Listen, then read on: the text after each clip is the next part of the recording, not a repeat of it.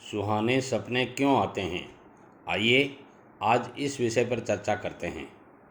मनुष्य लगातार कई तरह के संकल्प, विकल्प, चिंतन, मनन, शोक, मोह, आशंका, इच्छा करता रहता है। इनमें से कुछ संकल्प, कुछ वासनाएं, कुछ इच्छाएं, कुछ कामनाएं, कुछ आकांक्षाएं, कुछ लालसाएं पूरी हो भी जाती हैं, लेकिन कुछ नहीं हो पाती, अपूर्ण अधूरी रह जाती हैं। इसलिए कई बार इंसान सपने में वह चीज़ें देखता है जो वह जागृत अवस्था में देखना चाहता था, या वो चीज़ें जागृत अवस्था में करना चाहता था। मनुष्य के मन में कई तरह के कई विचार और भावनाएं उठती रहती हैं। वह उनमें से भावनाओं को बाहर नहीं निकाल पाता और वह अंदर अंदर दबी रहती हैं। ऐसी ही मन में दबी हुई वासनाएं, कामनाएं, भावनाएं सपनों का रूप लेकर बाहर निकलती हैं। इसलिए मनुष्य को जागृत अवस्था में नहीं कर पाता, वो नींद में सपने की अवस्था में कर लेता है। जैसे सपने में कोई विशेष पकवान खाना, किसी लड़की से मिलना, सपने में और बहुत सी बातें करना। ये सपने हमारी अधूरी कामना और अधूरी वासना को बताते हैं कि हम जागृत अवस्था में नहीं कर पाते हैं। विज्ञान ने एक रिसर्च में ये पाया है कि सिर्फ इंसान ही नहीं, जानवर भी सपने लेते हैं। हमारा मस्तिष्क भी दिल की तरह कभी काम करना बंद नहीं करता, वह चलता रहता है। जब हम सो जाते हैं तब भी वह कार्यशील रहता है, तभी तो हमें नींद में सपने दिखाई देते हैं।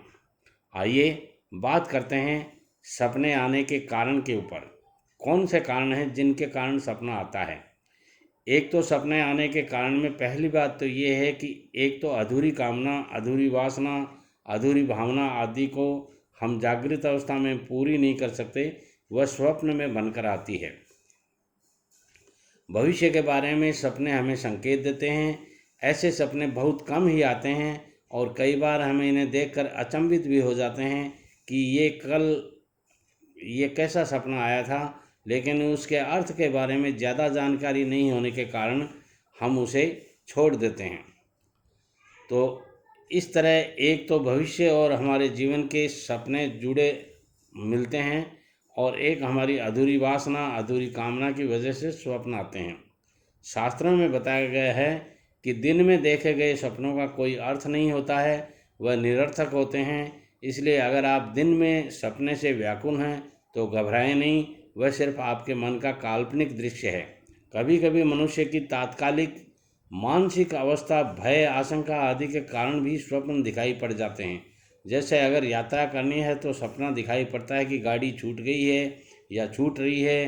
परीक्षा देनी हो तो दिखाई पड़ता है कि देर से परीक्षा में पहुंच रहा हूं, और परीक्षा में जुड़े हुए कई सपने दिखाई देते हैं। इस तरह मन की अनेक आकांक्षाएं सपनों में अलग अलग तरह से मूर्त रूप लेने लगती हैं। कई बार सपने सच भी होते हैं।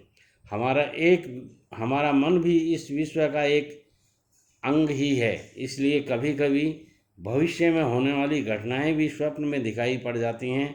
आजकल के मनोवैज्ञानिक, मनोविश्लेषण शास्त्रियों ने अपने सपनों के बारे में बहुत रिसर्च की है और मानव जीवन के स्वप्न का बहुत बड़ा महत्व बताया है। कई बार इस बारे में उन्होंने कहा भी है कि मनुष्य बहुत ही मन में दबाई हुई वासना, विचार, जिसे दमन कहते हैं, ऐसी दमन की हुई कामनाएं, वासनाएं, इच्छाएं, संकल्प और द्वंद्व सब स्वप्न में अभिव्यक्त हो उठते हैं।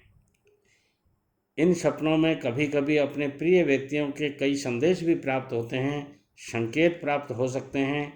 यह वस्तु उस जगह पर रखी हुई है, या किसी दोस्त के साथ है, या हो रहा है, वह बीमार है, दुखी है आदि। ऐसे कभी कभी हमें अपने लोगों के बारे में सपने आ जाते हैं और वो सच भी निकलते हैं।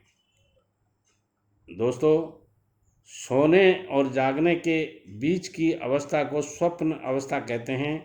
ये सोने से पहले और जागने से पहले आती है।